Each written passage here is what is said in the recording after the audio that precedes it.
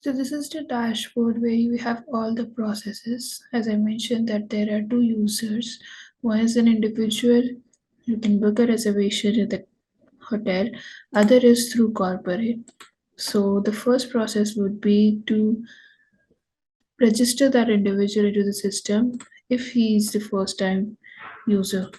So all these details that we have entered here, we have to fill that.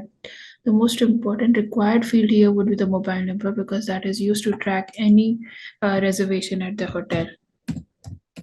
So we have to enter the first and the last name.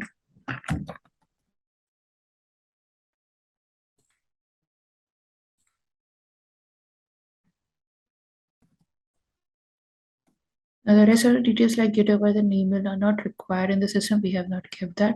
But based on any hotel, we can have as many fields here, the required fields, and then there is document type here that we can enter here, and the address if we have any if we want to enter. So once we have filled all the information as per required, we will just register the customer here into the system.